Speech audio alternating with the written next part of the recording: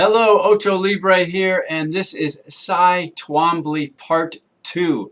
This is from the Gagosian Gallery in Beverly Hills, which is running concurrently with another exhibit, which is at the Getty Museum.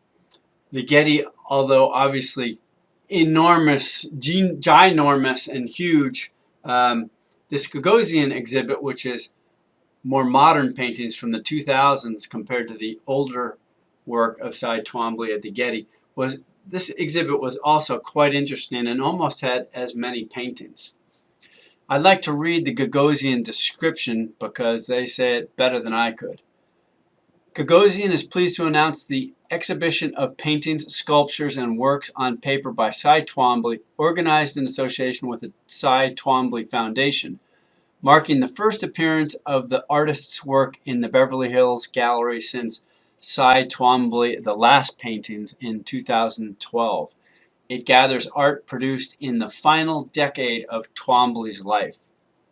Gagosian's exhibit coincides with Cy Twombly making past present at the J. Paul Getty Museum from August to October 22. The first institutional presentation in Los Angeles dedicated to the artist in nearly 3 decades. Making Past Present explores Twombly's engagement with the art, culture, and history of the ancient Mediterranean and will travel to the Museum of Fine Arts in Boston in 2023.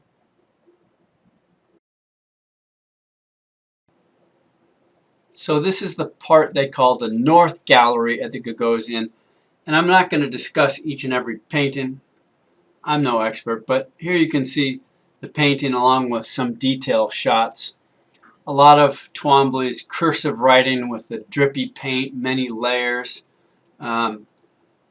These with the darker brown earth tones versus some of the brighter colored paintings that he's done. But you can see the layers, the painting over painting, and the thin washes that are typical of Twombly paintings. I like the quote I heard from Larry Gagosian, the gallery owner. He said something like, "You look at a Twombly painting and you really like it, but you're not quite sure why." Which I thought was interesting because they're all obviously sort of childlike in execution, but at the same time very sophisticated.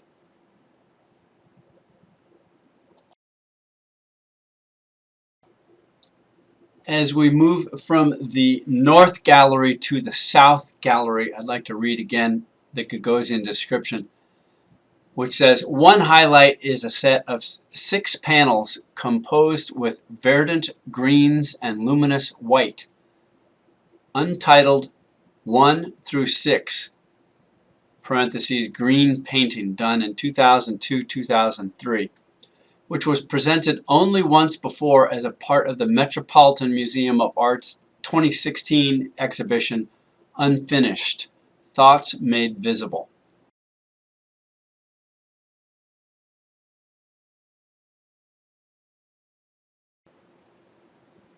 I heard somewhere once that you shouldn't paint green paintings because they don't sell. I don't know, I've sold a few green paintings and I love them. Not quite sure that's true. They say blue paintings are the most popular. Anyway, Twombly had painted a series of green paintings, I believe in the 80s when he was still in Italy. And I think these are pretty cool, stunning. You know, they really have multiple layers, and it's quite simple yet quite sophisticated. You can see in the details here the washes of green over green over green. Looks like he's using a lot of very water thinned down paint and then layers of dripping paint and of course white on top.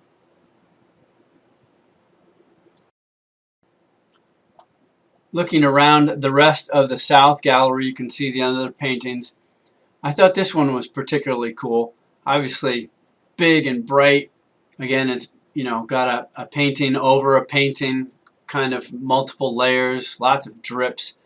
And you can see in the detail here, it's obviously his cursive idea that he used quite frequently throughout his career, but you can also see his signature, almost childlike scrawl of a signature on top. And then the words Yater, I think, probably some kind of Greek god or something, I don't know. And here are a couple of the last two that are in the South Gallery, which are untitled but called winter paintings in parentheses.